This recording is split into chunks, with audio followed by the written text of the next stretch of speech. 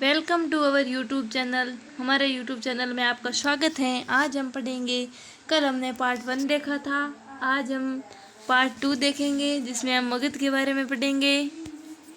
मगध, इसमें कल हमने नवा पॉइंट नोट डाउन किया था। आज हम मेरे साथ साथ 10वां पॉइंट नोट डाउन करते जाइए, जिसमें आप मेरे साथ साथ लिखे 6वीं से 4वीं शताब्दी ईस्वी पूर्व में मगध आधुनिक बिहार सबसे शक्तिशाली महाजनपद बन गया।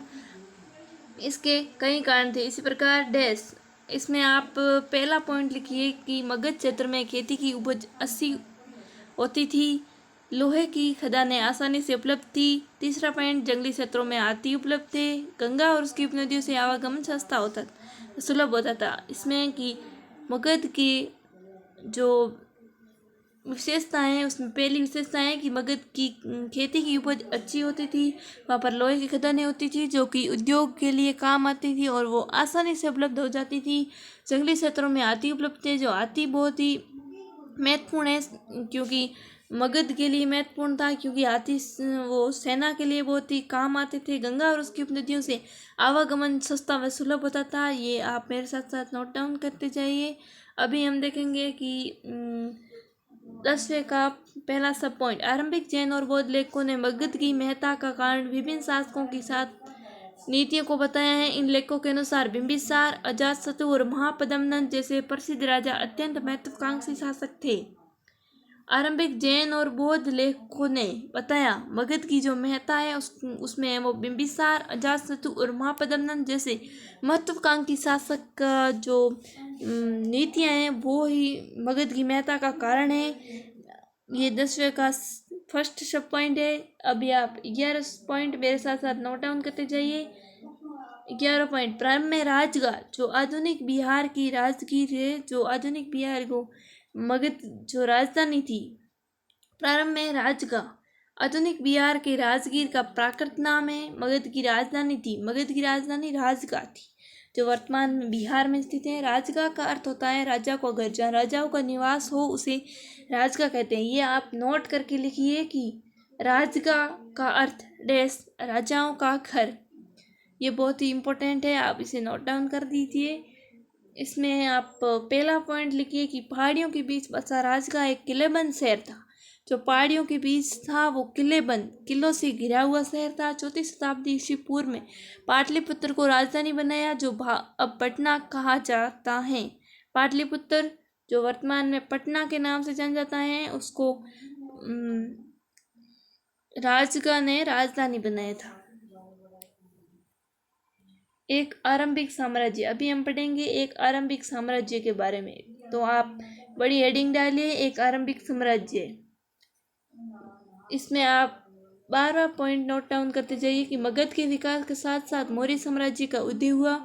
इसमें पहला पॉइंट, मौर्य साम्राज्य के संस्थापक चंद्रगुप्त मौर्य लगभग 321 ईस्वी पूर्व का शासन पश्चिमोत्तर में अफगानिस्तान और बलूचिस्तान तक फैला था। इसमें हम देखेंगे कि मगध में जो मगध का विकास हुआ उसके साथ साथ मौर्य साम्राज्य था वो उसका भी उदय हुआ। मौर्य साम्राज्य के संस्थापक चंद्रगुप्त मौर्य, जो लगभग 321 ईसा पूर्व का शासन, जो अफगानिस्तान और बलूचिस्तान तक उनका जो शासन साम्राज्य था वो फैला हुआ था। सेकेंड पॉइंट, उनके पौत्र अशोक ने, जो बहुत ही प्रसिद्ध शासक था, जिसने अशोक ने धम्म का प्रचार किया और बहुत ही उसको धम्म के प्रचार से उन्हें बहुत लोगों को शिक्षा दी, जिन्हें आरंभिक भारत का सर्वप्रसिद्ध शासक माना जाता है। अशोक, जो कि आरंभिक भारत का सर्वप्रसिद्ध शासक माना जा सकता है, ने कलिंग आधुनिक उड़ीसा पर विजय प्राप्त की। अशोक ने कलिंग, जो कि आधुनिक उड़ीसा है, पर विजय प्राप्त की। आगे आप 13 पॉइंट नोट डाउन करते जाइए कि मौर्य साम्राज्य का इतिहास। पहला पॉइंट कि चंद्रगुप्त मौर्य के दरबार में आए यूनानी राजदूत मैग्नेस्टन के विवरण। दूसरा पॉइंट, इसी में ही पॉइंट सब पॉइंट में क्लोज सब पॉइंट लिखिए आप कि चंद्रगुप्त मौर्य के दरबार में आए यूनानी राजदूत मैग्नेस्टनीज के विवरण से हमें मौर्य साम्राज्य के इतिहास के बारे में जानकारी मिलती है। सेकेंड की कौटिल्य का अर्थशास्त्र से भी हमें मौर्य साम्राज्य के इतिहास के बारे में जानकारी मिलती है। तब मूर्ति कला से भी हमें मौर्य काल के जो साम्राज्य है, मौर्य साम्राज्य का इतिहास है, उनके बारे में विवरण मिलता है। आगे हम 13वें पॉइंट का सब पॉइंट लिखेंगे कि मौर्य शासकों का उल्लेख परवर्ती जैन, बौद्ध और पौराणिक ग्रंथों तथा संस्कृत वाणी में भी मिलता है।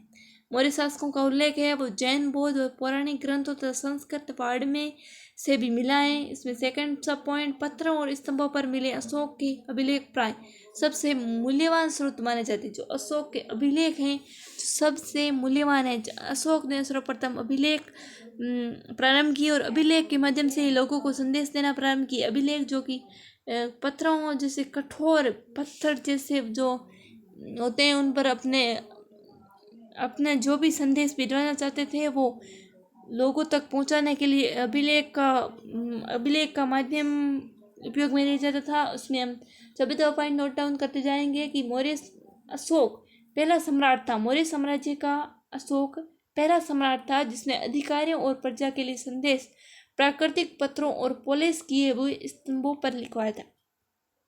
मैंने आपको कहा कि अभिलेख सबसे पहले अशोक ने प्रचलित करवाए और अभिलेखों के माध्यम से जनता को संदेश पहुंचाने का कार्य अशोक ने सबसे पहले किया और उसने अपने अधिकारों और प्रजा के लिए संदेश प्राकृतिक पत्थरों और पॉलिश किए हुए स्तंभों पर लिखवाते थे। इसमें 14वें का पहला सब पॉइंट, अशोक ने अपने अभिलेखों के माध्यम से धर्म का प्रचार किया और दूसरे के धर्मों और परंपराओं का आदर शामिल है। अशोक ने अपने अभिलेखों के माध्यम से धर्म का प्रचार किया। अशोक ने धर्म का प्रचार किया कि जहाँ पहले वो लोग एक बार अशोक ने युद्ध किया था तब उसे शिक्षा मिली कि लोगों को नहीं मारना चाहिए और पशु पक्षियों की हत्या नहीं करना चाहिए और वृक्षों को नहीं काटना चाहिए। जब वो धर्म की यात्रा करता था करने गया, साल में एक बार वो धर्म की यात्रा करता था, उसी में से उसे ये प्रेरणा मिली और उसने धर्म का प्रचार किया और दूसरे के धर्मों और परंपराओं का आदर शामिल है। दूसरे धर्म है और परंपरा है उनका आदर करना उन्होंने ये बताया। 15 पॉइंट आप नोट डाउन करते चाहिए। उसमें आप हेडिंग लिखिए भाषाएं और लिपियां। अशोक के अधिकांश अभिलेख प्राकृत में जबकि अरामेइक और यूनानी लिपियों का प्रयोग अफगानिस्तान से मिले अभिलेखों में किया गया था। अशोक के अधिकांश अभिलेख प्राकृत में जबकि अरामेइक और यूनानी लिपियों का प्रयोग अफगानिस्तान से मिले अभिलेखों में किया गया था। इसमें आप पहला सब पॉइंट, प्राकृत के अधिकांश अभिलेख बाह्य लिपि में लिखे गए थे जबकि पश्चिमोत्तर के कुछ अभिलेख खरष्टी लिपि में। तो प्राकृत के लिए अभिलेख है वो बाह्य लिपि में लिखे गए थे और जो पश्चिमोत्तर के अभिलेख है वो खरोष्टी लिपि में लिखे गए थे। अभी आप 16 पॉइंट नोट डाउन करते जाइए कि मौर्य साम्राज्य के 5 प्रमुख राजनीतिक केंद्र थे। मौर्य साम्राज्य था वो बहुत ही प्रसिद्ध साम्राज्य था और शक्तिशाली था। इसमें 5 प्रमुख राजनीतिक केंद्र थे। राजधानी पाटलिपुत्र जो कि पटना में है, 4 प्रांतीय केंद्र थे। तक्षशिला जो कि शिक्षा का केंद्र है, उज्जैनी, तोसली और सुवर्णगिरी, ये 5 प्रमुख राजनीतिक केंद्र थे। जो मौर्य साम्राज्य के 5 प्रमुख राजनीतिक केंद्र थे कौन कौन से? पाटलिपुत्र, तक्षशिला, उज्जैनी, तोसली और सुवर्णगिरी। इसमें 16 का पहला सब पॉइंट, इन सब का अभिलेख अशोक के अभिलेखों में किया गया है। 17वां आप नोट डाउन कीजिए कि वे स्थान जहाँ से अशोक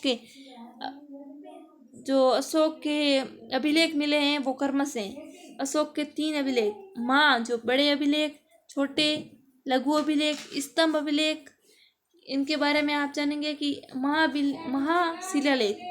महाशिलालेख क्या है? महाशिलालेख में कौन कौन से स्थान है? महाशिलालेख में पहला है मानसेरा, शहबाजगढ़ी, तक्षशिला, कंदहार, कलसी, गिरनार, सोपारा, सन्नती, शिशुपालगढ़, जोगढ़, ये प्रमुख 9 हैं जो महाशिलालेख के अंतर्गत क्षेत्र हैं। अभी सेकंड है लघु शिलालेख, बहपुर, दूसरा बेराट, बाबरू, मास्की, उदय, गुलाम, गावीमठ, राजूलमडगिरी, पालकीगुड़ू, नित्तूर, जातिंग रामेश्वर, ब्रह्मगिरी, सिद्धपुर, ये 12 प्रमुख लघु शिलालेख हैं। स्तंभ शिलालेख, टोपरा, मेरठ, गुजर, निगाली सागर, रुमिनदेई, रामपुरवानंदगढ़, लोरिया अस्त्राज, सारनाथ, कौशाम्बी, सांची, अहरोरा और सहसराम, ये प्रमुख स्तंभ शिलालेख हैं। आगे आप ये सब आप नोट डाउन करिए, ये बहुत इंपॉर्टेंट है, इसको याद रखना। आप 18 पॉइंट नोट डाउन करते जाइए कि तक्षशिला और उज्जैनी दोनों लंबी दूरी वाले महत्वपूर्ण व्यापार मार्ग पर स्थित थे। तक्षशिला और जो उज्जैनी है वो लंबी दूरी वाले महत्वपूर्ण मार्ग था, व्यापार मार्ग था, पर स्थित थे। जबकि सुवर्णगिरी सोने का पहाड़ जो कर्नाटक में है, तो सोने की खदान के लिए, सुवर्णगिरी जो कर्नाटक में स्थित है, जो सोने की खदान के लिए उपयोगी था। अभी आप 1900 पॉइंट नोट डाउन करते हुए जाइए कि मौर्य साम्राज्य में सैनिक गतिविधियों के संचालन के लिए एक समिति और सब समितियों का गठन किया गया था। मौर्य साम्राज्य में एक समिति और 6 उप समितियों का सैनिक गतिविधियों के संचालन के लिए उल्लेख किया गया है। उसमें 6 उप समितियाँ, इसके बारे में हम जानेंगे कि क्या है। आप हेडिंग लिखिए 6 उप समितियाँ। पहली, नौसेना का संचालन करना था, यातायात और खान पान का संचालन। नौसेना जो सेना होती थी उनका संचालन, उसमें यातायात और खान पान, उसके खाने की वस्तुओं का संचालन, पैदल सैनिकों का संचयन, अश्वारोहियों का संचालन, रथारोहियों और हाथियों का संचालन, ये प्रमुख से उप समितियाँ थी। अभी आप 20 पॉइंट नोट डाउन कीजिए कि अशोक के धम्म के प्रचार के लिए धम्म महामात नाम से विशेष अधिकारियों की नियुक्ति की गई थी। अशोक जो धम्म प्रचार था, उसने धम्म प्रचार किया, उसमें धम्म महामात नाम से अधिकारियों की नियुक्ति की गई थी। धम्म प्रचार के लिए धम्म महामात नाम के अधिकारियों की नियुक्ति की गई थी। पहला पॉइंट, धम्म के सिद्धांतों बहुत ही साधारण और सार्वभौमिक थे। तो धम्म के सिद्धांत थे वो बहुत ही साधारण और सार्वभौमिक थे। आगे हम देखेंगे कि राजधर्म के नवीन सिद्धांत, राजधर्म के नवीन सिद्धांत, ये आप हेडिंग डालिए, उसमें आप 2100 पॉइंट नोट डाउन कीजिए जाए कि उपमहाद्वीप के दक्कन और उससे दक्षिण के क्षेत्र में स्थित तमिलकम, तमिलनाडु एवं केरल तथा आंध्र प्रदेश के कुछ हिस्से में चोल, चेर, पांड्य जैसी सरदारियों का उदय हुआ। उपमहाद्वीप के दक्कन जो दक्षिण का क्षेत्र है उसमें तमिलकम, तमिलनाडु और केरल व आंध्र प्रदेश का जो हिस्से है उसे तमिलकम कहते हैं, में चोल, चेर, पांड्य जैसी सरदारियों का उदय हुए। पहला पॉइंट, हमें इन राज्यों के बारे में प्राचीन तमिल संगम ग्रंथों में कविताओं से जानकारी मिलती है जो सरदारों का विवरण देती। जो तमिल संगम है उनमें हमें इन चोल, चेर, पांड्य जैसी सरदारियों का बारे में जानकारी मिलती है और सरदारों का विवरण देती हैं तमिल संगम।